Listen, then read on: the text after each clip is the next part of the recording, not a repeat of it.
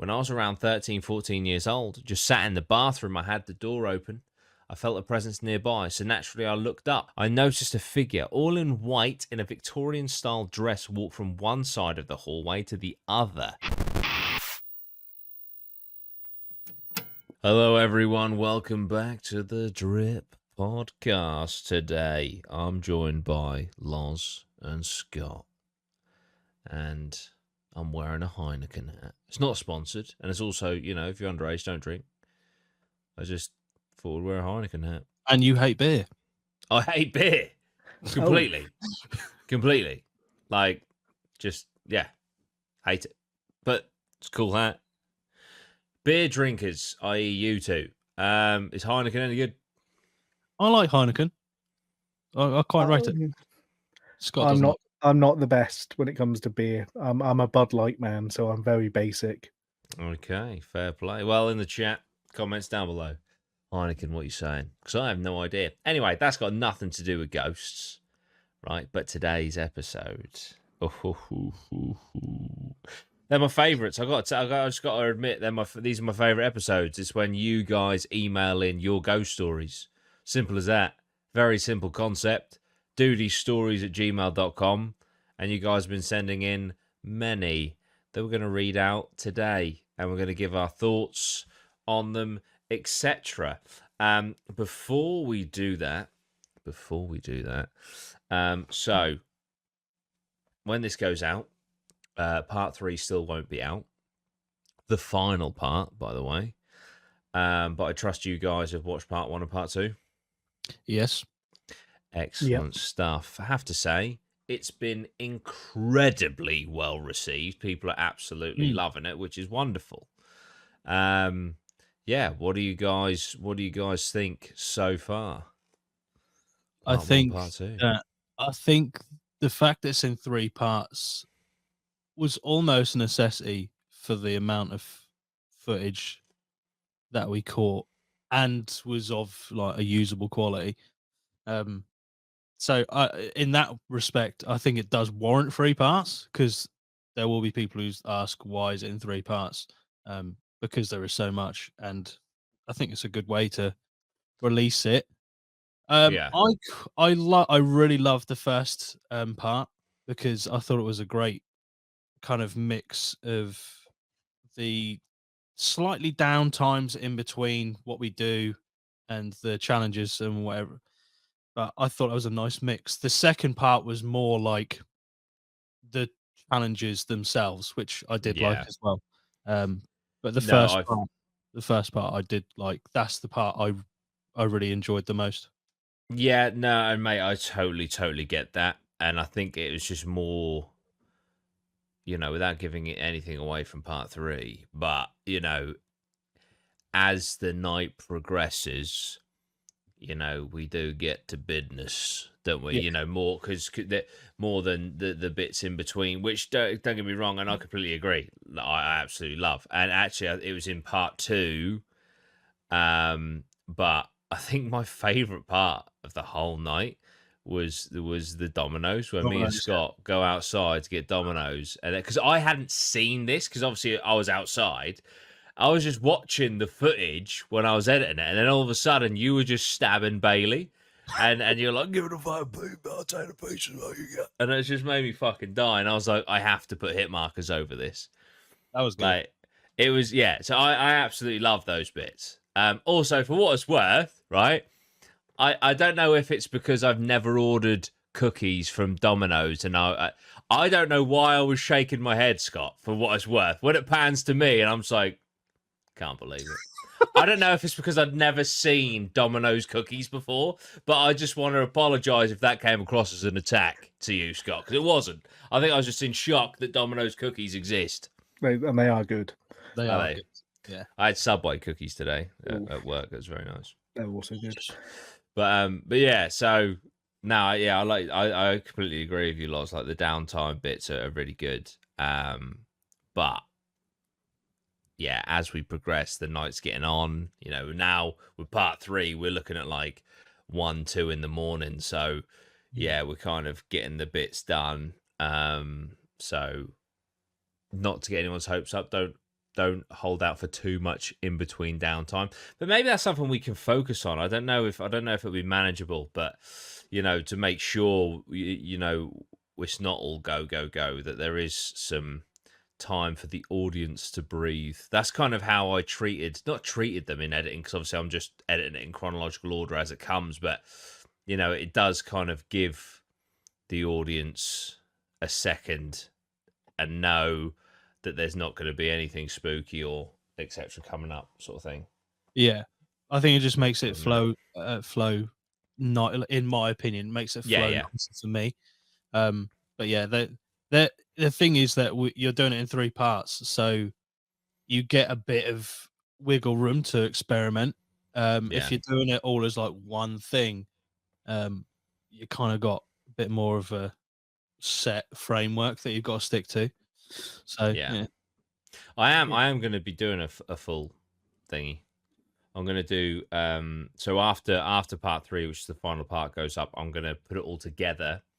I'm then going to put in a few bits for like a bit of a director's cut, and potentially show off a little bit of the Airbnb stuff the night before, just to kind of flesh it out, give a director's cut. Yeah. For an all-in-one experience. But yeah, no. So, what did you think, Scott, so far? Yeah, I mean, I think it's chaptered really nicely so far. I think Yeah. the bits where you've split it's kind of perfectly split. Like part 1 kind of encapsulates almost the initial build-up. Part 2 is very much the go go go sort of bit, Yeah. and then part 3 is starting to be the wind down, but obviously is still quite heavy, knowing what's coming. Yeah, of course. But yeah. Well, that was what was really important as well when I was sort of like editing this through, is I didn't want there to be a part where, like, and obviously if it was the case, then it would have been the case, but knowing what happened that night, I was glad I was able to plot it out so that something happened in each episode. So like episode 1, I feel like, you've really got obviously your Estes, but like my challenge on my own, which was fucking awful. And then in episode 2, you've got like Bailey's Estes apps challenge absolutely goes off. And then in this episode, you've got your challenge. So there was like, there was something big in each one. But like at Lozzie, like in episode 2, your challenge, because obviously I didn't know what you went through. And I don't actually think at any point you were scared. No, I've got to be honest. I was more concerned about my breathing in the bag. Yeah. So there was a large, I think like the first quarter of the time I was just breathing through my mouth, and it was just getting a nightmare. So I then swapped to breathing through my nose. And that was, in all honesty, not to just downplay it, that was the worst part of the challenge. Yeah.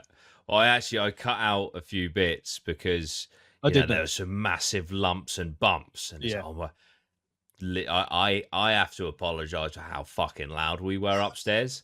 That honestly, there's bits was like, yeah. And I looked at the other perspective. It's literally me just like fucking ripping open a cabinet drawer and then slamming it back.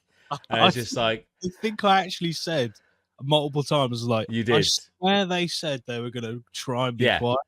I know, like, I know that should be creepy, but I know it's them upstairs. And it's just like, so yeah, we live and learn. It's also like with. Actually, no, I'm not going to talk about yours, Scott. I'm not going to talk about yours, Scott. It hasn't come out yet. But yeah, I feel like we did try to be quiet though upstairs. We did. I just don't. That house is made of paper, which doesn't help. Yeah. Especially when you are. We were kind of directly above. Yeah. Which but yeah, no. I just think the pacing of it was really well done. The entire like first and second part, and that's again, why I'm also sorry. Go on. Knowing what's coming, I think the third part's going to be perfectly kind of capped off to the first 2 parts. Yeah. I'm also intrigued when I do put it all together in one big thing, how that's going to affect the pacing. Just to see. But yeah, it's great. It's absolutely great. And this is no disrespect at all to our first 30 East Drive visit, but this one absolutely shits on it, in my opinion. Yeah, it's fantastic. It I really mean, is. I can remember this one, so there's that. Yeah, absolutely. But yeah, it's just great. And I tell you what, like, you know, editing it with the headphones on, which if you can, if you didn't watch with headphones the first time and you fancy watching it again, please do watch it with headphones, because editing it with headphones, the amount of fucking noises in that house, especially noises that at the very least sound like doors opening, is fucking insane. You know, I was editing it and I was like, there's been a few like knocks and stuff where I'm like, how the fuck did none of us hear that when we were there?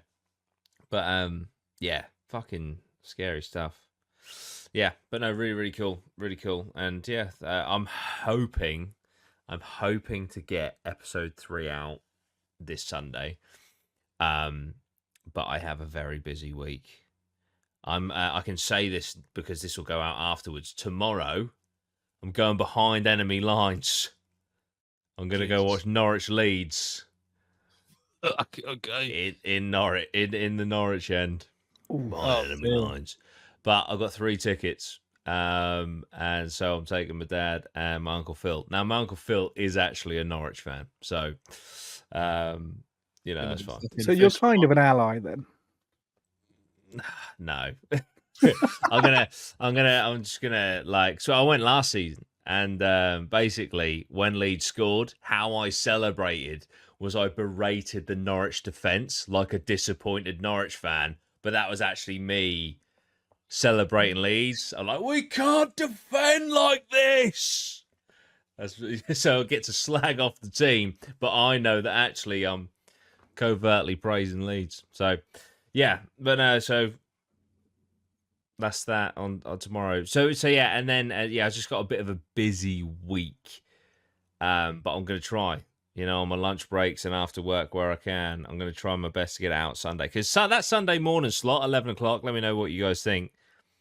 I think it's great personally. Mm-hmm. Gives people a chance to watch it during the day if they're spooked. Some people have just like a bit of a boring, relaxed, chilled Sunday afternoon, so it gives them something to watch. So yeah, I did a bit of Googling, and there was loads of articles that said on a Sunday between 11 and 1 is the best time to upload it. And the worst time is 6 o'clock, which is when I was planning to upload it. So glad that I looked into it. But yeah, so no. Anyway, enough about the investigation. Part 3. Hopefully Sunday. If not, 1000% by mid next week. Without a fucking doubt. Okay. Let's do some stories, shall we? Okay, so these have all been emailed in to dudystories@gmail.com. There is also one that was a DM on Patreon. So if you want to become a patron, that's patreon.com/dudyrhino. You can also message us there. Okay, so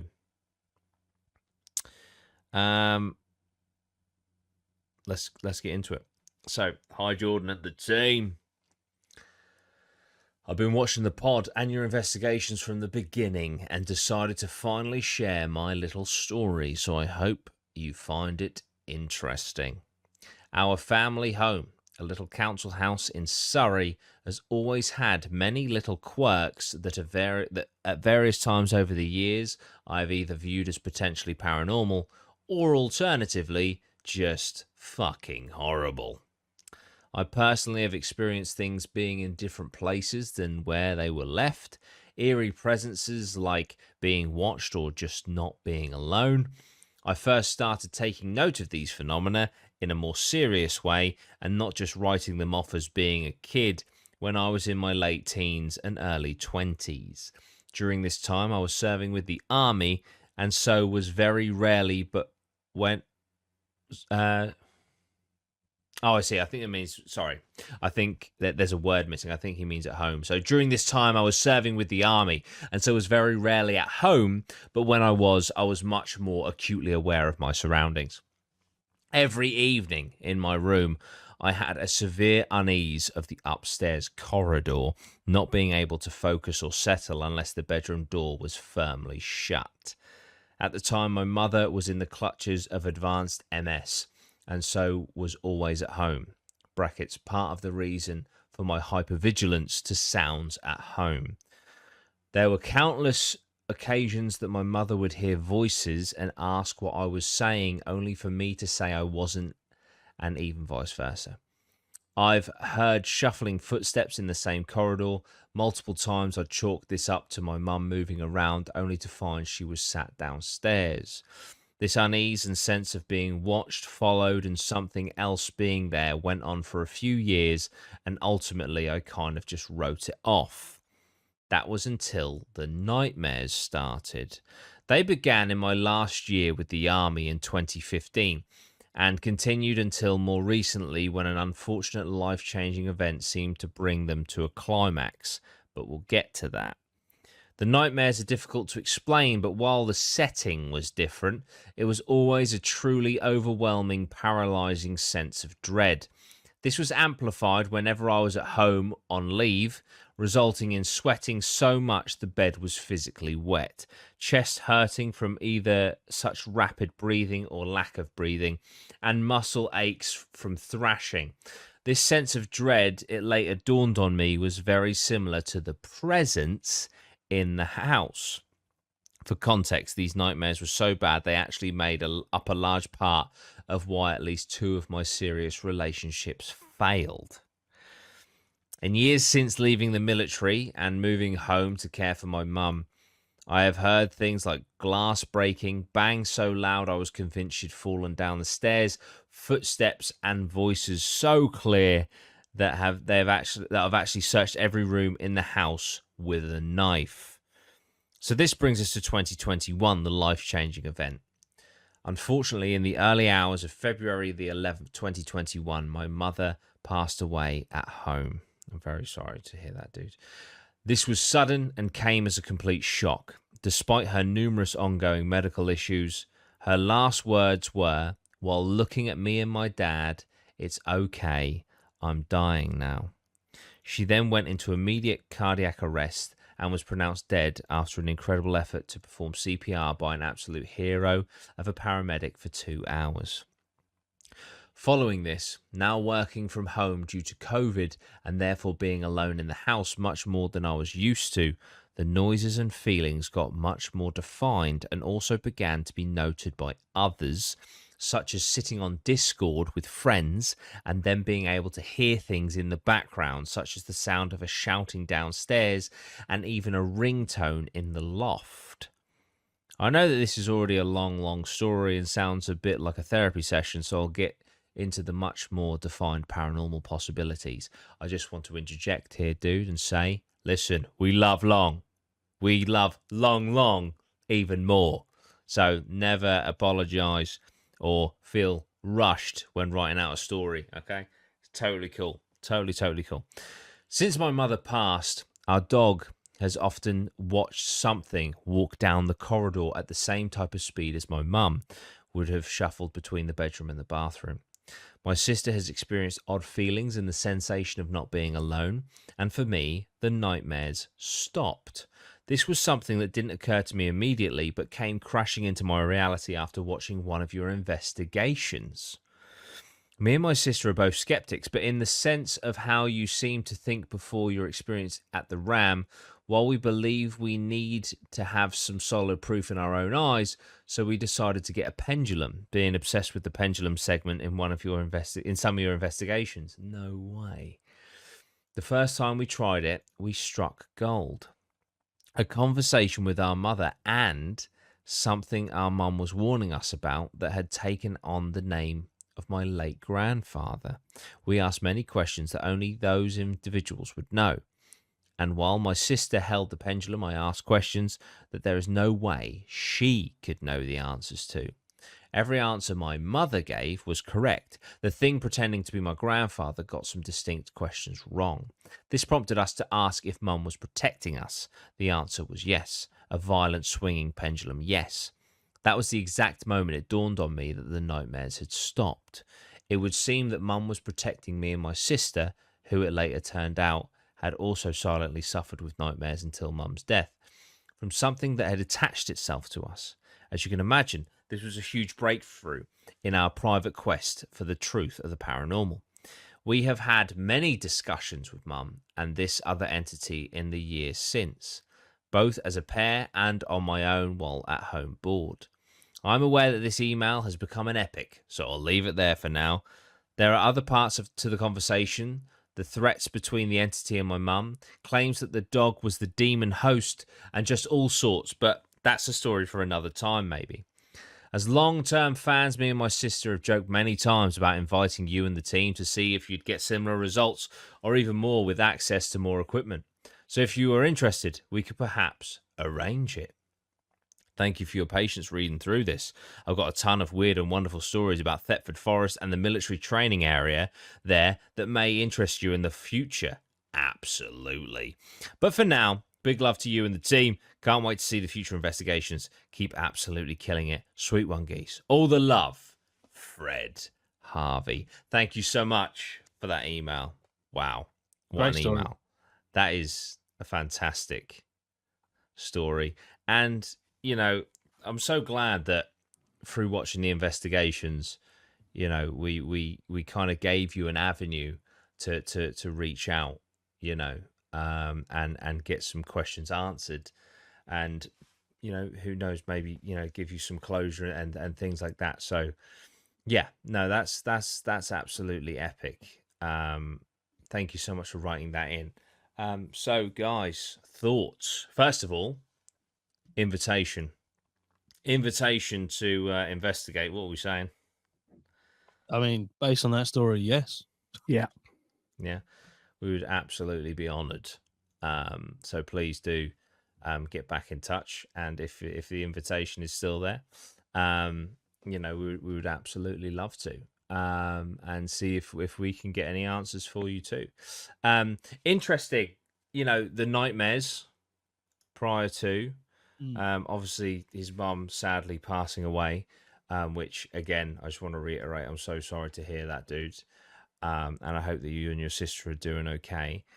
And then you know, to have the kind of the message that your mum's protecting you, and then not just yourself but your sister, who silently was having, you know, suffering from these nightmares, seemed to just go away, is absolutely fascinating. Having some spooky stuff go on in the house for years and years and years is pretty creepy.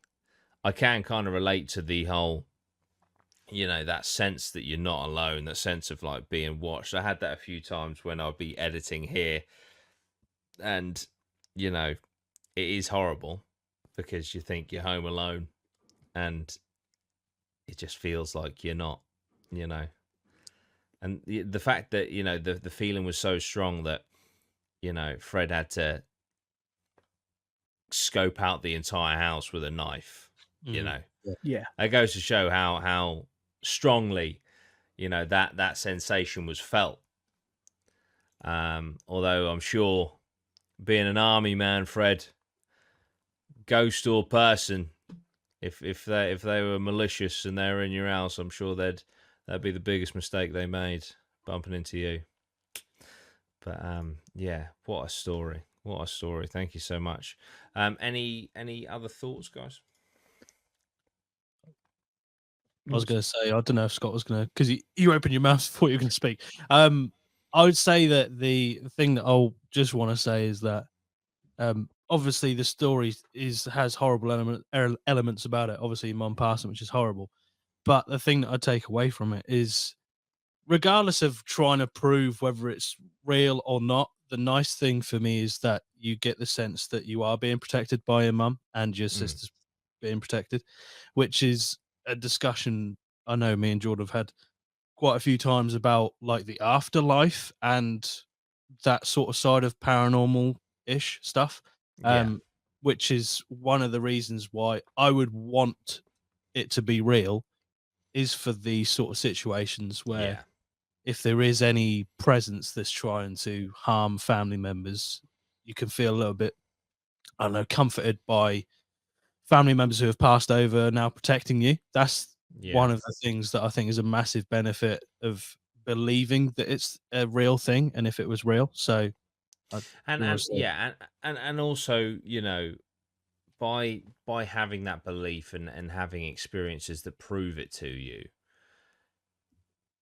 obviously, yeah, the protection element 100%, but also just knowing that, you know, knowing in yourself, believing in yourself that, you know, they're not gone and that they are still with you, you know, is I mean, you know, it's so important, you know, you know, if you lose someone, you know, if you can have an experience where you can then, you know, say to yourself, wow, you know, wow, they're still here with me, and, you know, feel that in your heart, and so, you know, it's a beautiful thing to have, I think. yeah. You know, and one of the reasons why, you know, we do what we do, so that we can, you know, hopefully prove that. So yeah. But yeah, thank you so much for the email, dude. I'd love to take you up on your invitation for sure. And any other stories, please do email them in. Okay, right. The next story. Hello, everyone. Doesn't need to be anonymous. It's all good with me. All right, then, Sean. Here we go. Sean O'Reilly in the house. Been watching for a while. Big fan of everything you do. A few things to note from experiences me and my dad have had in his house over the years of living there. Firstly, when I was around 13, 14 years old, just sat in the bathroom, I had the door open. I felt a presence nearby, so naturally I looked up.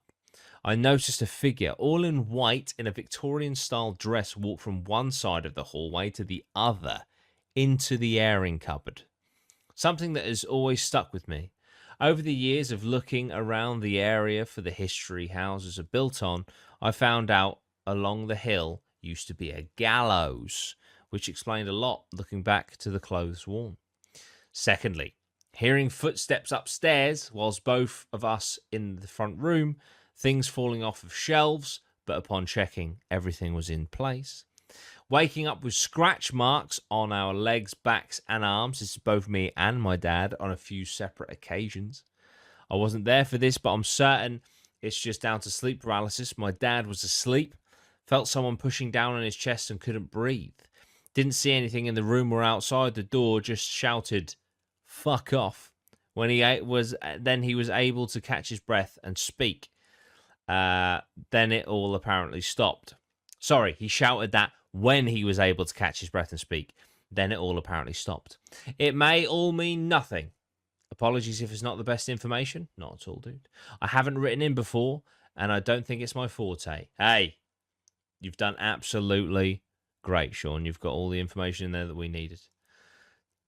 All the best to you and the crew. I look forward to seeing what's next. Take care, Sean. Thank you so much, Sean. So, seeing an apparition while you're in the bath, not ideal. Probably the least ideal situation, because you are at least feeling vulnerable. Yeah. Naked in water. Mm-hmm. Yeah, it's not a great situation, is it? No. And then you look up and you see a Victorian woman just walk across. That is horrendous. Yeah. Would anyone want to experience that? I mean, I have recently been in a bath clothed with no water. That's true. Yeah. And Part 3 coming soon. Yeah. No. That is not Lozzie, anything that I would like to experience. You'd want to. I feel like you'd want to, because this is, you know, that's the sort of thing that is going to convince you it's real. Yeah, but I'd be stuck in that. I'd be stuck in that state of, do I get up and look? Because I'm assuming they've gone past and just like gone. Yeah. So you're in the bath, and I reckon you're like looking across, like, what the fuck? Yeah. It's like, do I get out and have a look in the room that they may have gone into, or do I just pretend that I'm safe? It's all good. Just enjoy your bath. Denial. Yeah. Push it down into the bowels of your mind. black it Press that out. memory. And that's it. And then just 10 years' time, when you're having therapy, it just rears its ugly head. And you're like, Yeah, oh, Loz, shit, yeah, I saw a ghost. Loz has actually seen hundreds of ghosts. He just doesn't remember you any of just them because he's repressed them. repressed every single one. Instantly, just like repressed. Yeah. That is not real. Not dealing with that today. Goodbye. Yeah, so we've got the Victorian style dress, walk from one side to the other. The classic hearing footsteps upstairs. We've all been there. We've all been there. Have you ever experienced anything like that, Loz? Where you've like not in an investigation, like at home or whatever, you're like, hang on a fucking minute. Yeah, I've experienced not the like hearing noises upstairs, but specifically they said about things falling off shelves and Yeah. then being still there when they went there. I've recently noticed that my fridge, for whatever reason, makes a knocking noise every now and again. It's like just Right. just a knock. Yeah. And I'd sat in the front room. My kitchen is literally right next to the front room, and you just hear a knock every now and again. It's like if you got the TV on, you won't hear it, but if you haven't, for whatever reason, if I'm walking through, hear a knock, I'm like, "What the fuck's that?" Yeah. So I assume that something's fallen over in the kitchen or something slid over. I don't know. So I would go into the kitchen. I'm like, nothing's moved that I can see. So I carry on throughout my day, and then hear the knock again, like a couple of hours later. I'm literally like, this is how kind of this is how much I wanted to prove it wasn't paranormal. Because I was like, I'm gonna stand here. I don't know, care how long it takes. I'm gonna stand here until it does it again.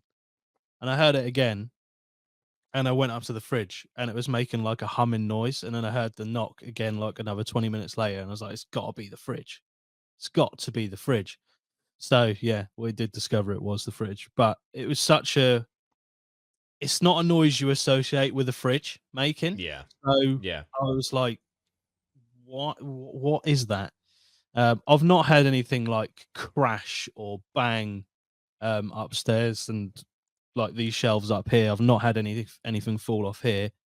I do have cats who I would say purposely push shit off shelves.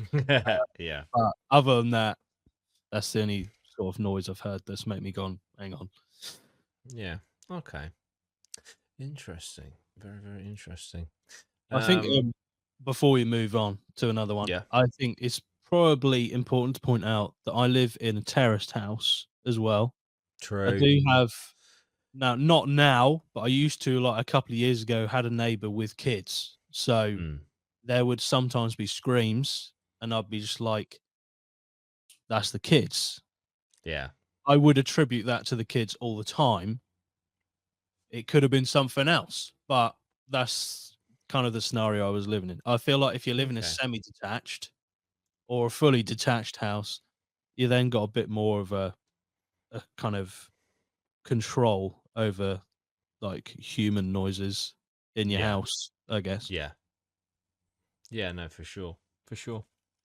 I do just want to touch on before we move on. Scratches all over the body on both of you. Yes. Not ideal. Yeah. Not great. No. Yeah. They very much did kind of almost tick all of the kind of tick boxes of a conventional haunting. Yeah. In the They're kind of breaking way. you down to take over. Yeah, in the kind of like it starts with knocks, then it gets to scratches.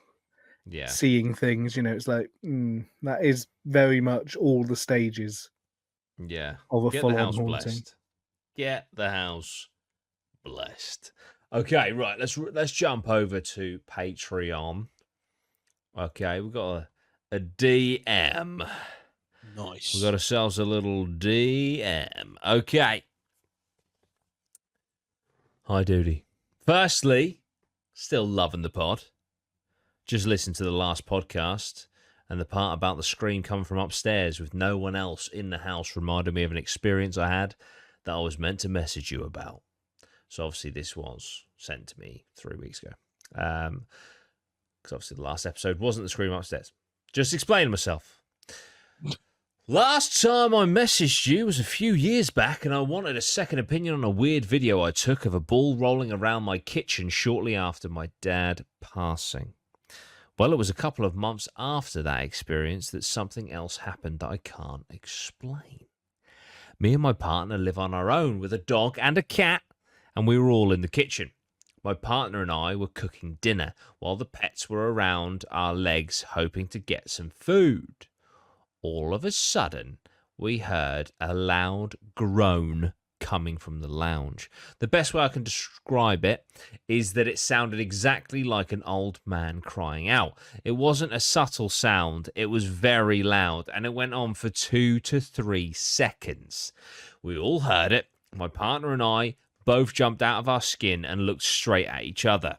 Our cat ran into our back room away from the lounge, and the dog was staring at the doorway but not going in. I got goosebumps all over because I had no idea what it was. I walked into the lounge expecting to try and get a random person out of our house, but the room was empty.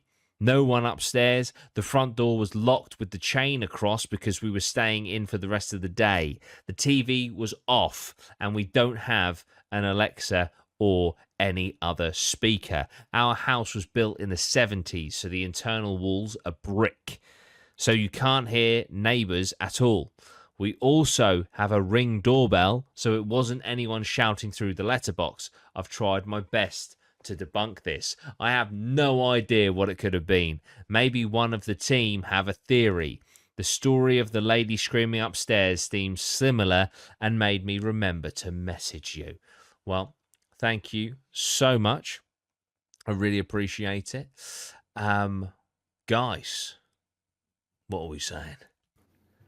What are we saying about this one? Because it sounds to me like Adam, who didn't ask to be anonymous, wants us to try and debunk this.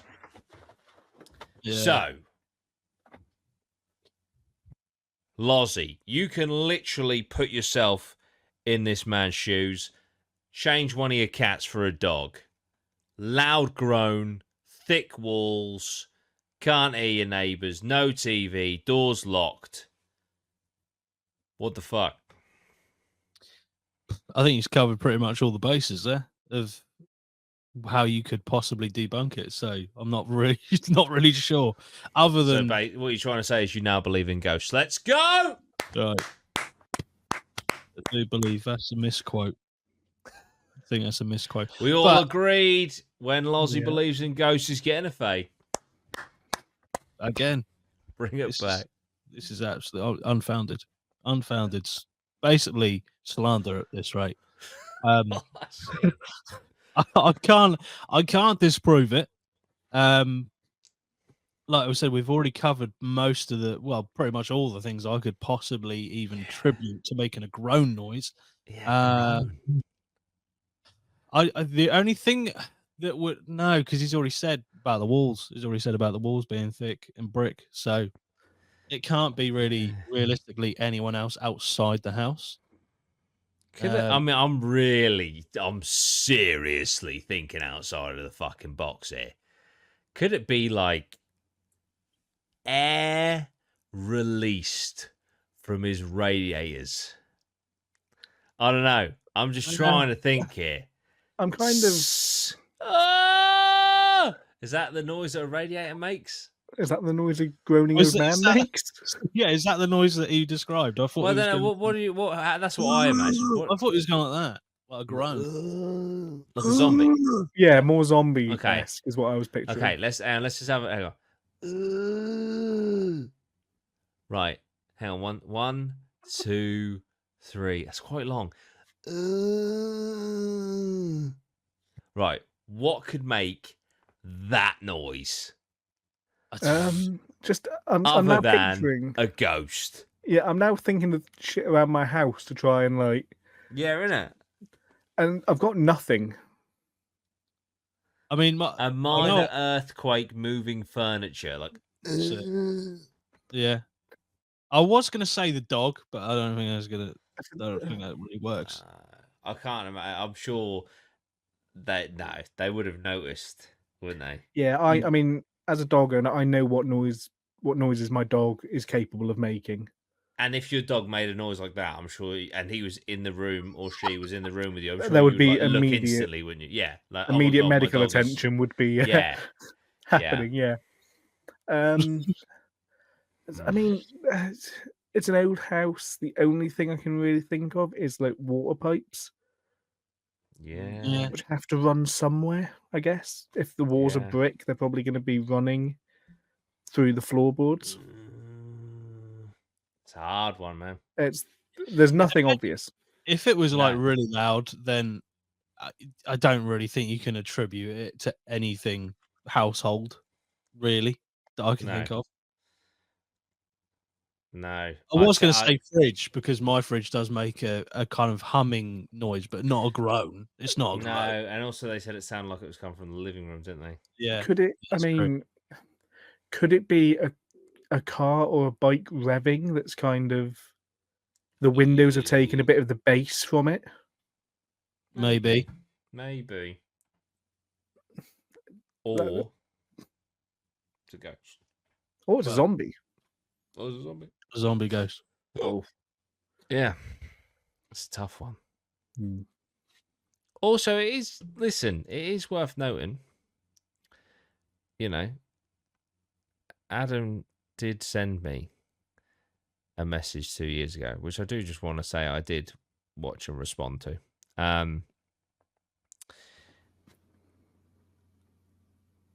There's a history of paranormal activity here, is what I'm getting at. Okay. Mm. You know, It's got fault.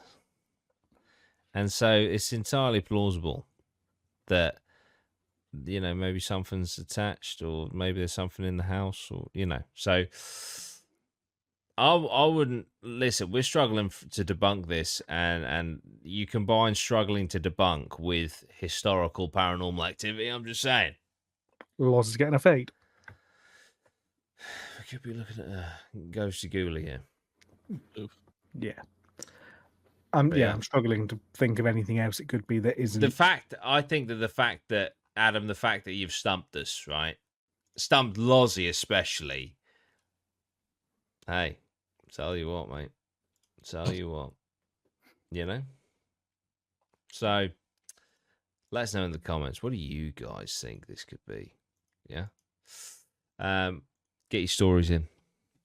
dutystories@gmail.com, or join the Patreon. There's so many benefits. There really is so many benefits. You support the pod. You support the investigations. You get early access. You get behind the scenes. There's a chat where you can chat with all the other patrons and ourselves. There's loads of stuff. There's exclusive videos. There's reactions. There's just so many things. Vlogs. So many things. So you get stickers as well. If you go and sign up, send you some stickers for free. You just DM me your address. I pay for the postage and packaging, and off it goes, and it just turns up at your door just like that. Patreon.com/StudioRhino. You also get to ask a question for the podcast. Yes. Right? You get to ask a question, and these questions have been asked. So, let's ask a question. Let me have a little look. What we got? We've got quite a few questions here. I mean, that's a great question. That's another great question. So many great questions. Who are you, Ulfin? Just say the name, first name. I'm just because there's so many great questions. I see. I'm gonna go for Ewan Curtis here. Right. Love the pods. That's it. Good question. Love the pods. What was the scariest thing on TV you saw as a kid, and how old were you? Now I'm gonna stretch this a little bit so I can answer. To movies as well. It's just if it's on your television and you're a child, right? I.e., you shouldn't be fucking watching Sixth Sense at 8 years old, but I did, and it fucked me up. Yeah. So there's my answer, Ewan. Sixth Sense. But if we're gonna go TV, as in television, children's television, I might add. There was a show, and the this is ridiculous. I can't actually remember how it went, but I just remember that the theme tune used to really scare me, and so did the show. And it was a bit of a spooky one. It was a children's TV show called Jeopardy. Did you ever see Jeopardy? No. Jeopardy, man. It was really weird, and it was like about a load of like young teens that I can't even remember. They kind of end up in a jungle, I think, and then some of them go missing, and then they turn up again, and they've kind of been turned into like weird things with like weird eyes. It was just scary. It used to fucking scare me, man.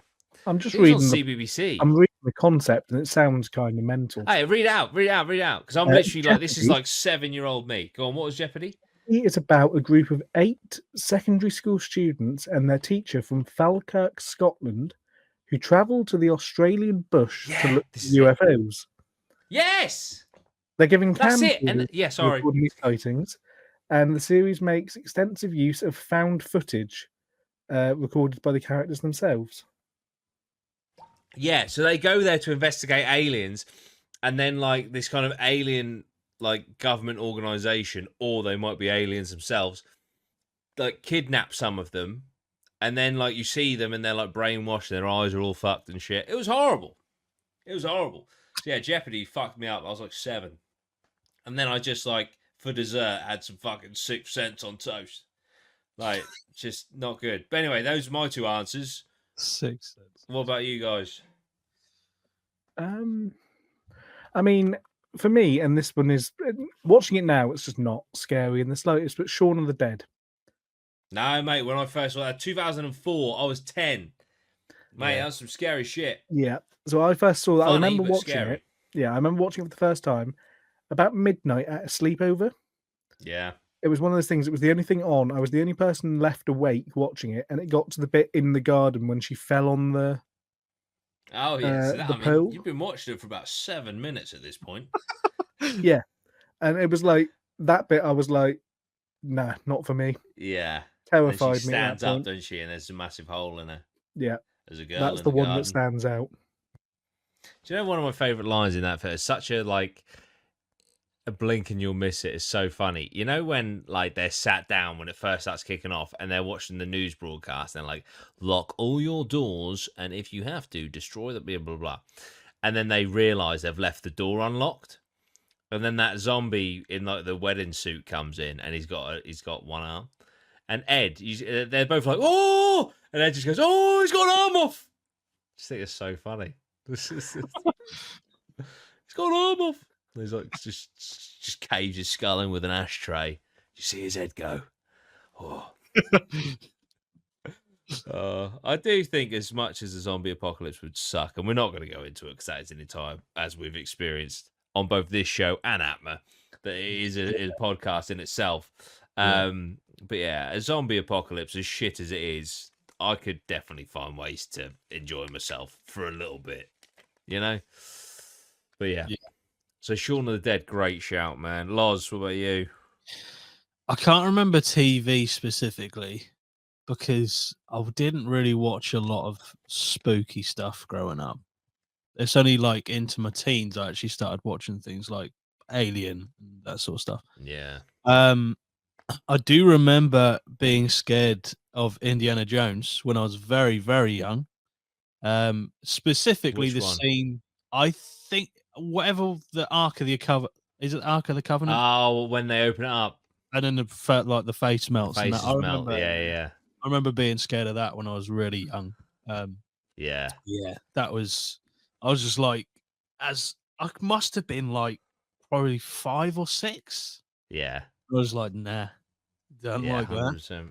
100%. But yeah, other than that, I can't really think of a TV show that I've watched when I was young that I got scared of. Did Goosebumps ever get you? I don't really remember. I remember the theme tune just about Goosebumps, but I don't really remember the show.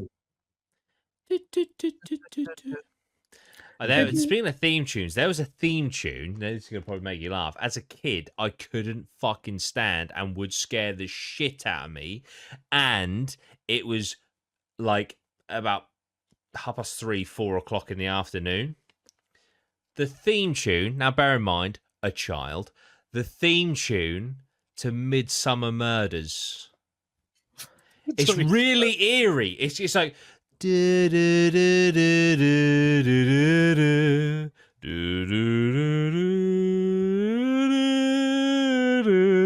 I'll be like round my nanny's or something on a Monday, and that would come on. I'd be like, ah, and I'd run away. I mean, honestly, just if Scott's down list, it's horrible, isn't it? It's almost like your stereotypical alien abduction kind of It's horrible music. Midsummer Murders music, mate. It's fucking horrible. Yeah. What, Bob? There is one more show that I don't remember much about. It was a kids show, and it kind of went into sort of mythology and urban legend kind of stuff. Oh. And I specifically remember there was a episode where they did an ancient Egyptian like mummy demon thing. Right. And there was a thing where, so after watching that episode, I remember nothing about this show right now, but I remember that specific thing because I used to remember that I'd be scared I'd see that standing at the top of my stairs. Oh, fucking hell. I was about 6. That's mad. And I wouldn't go upstairs by myself for about a month. Yeah, I feel because of that immediate thought of, what if the Egyptian mummy is standing at the top of my stairs? Yeah. There's loads of stuff like that. It just fucks kids up. Just no need, is there? There's no need. It's like, I think there was, I don't know if it was a Marmite advert. I don't think it was Marmite, but there was an advert that got banned. There was like eels coming out of a toilet. And apparently, like, so many kids just refused to go to the toilet. So the advert got banned. I feel like it was for Marmite, but it might not have been. But yeah, it was like eels slipping out of the toilet. Jesus. Yeah, not good. But yeah, thank you so much for the question. That's a great question. That was a great question. We're going to do another question next. No, we might not. Because next week will be the 30 East Drive podcast, the podcast we recorded from 30 East Drive the morning after that we've had to wait until the whole thing is out because obviously there'll be spoilers. So yeah, look forward to that. But yeah, we will see you very soon.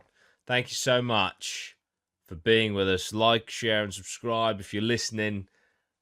Leave us 5 stars on Spotify or Apple Music or whatever you listen to. And yeah, we'll see you very soon. Drip, drop, drippity, drop, drip, drip, drop. See ya.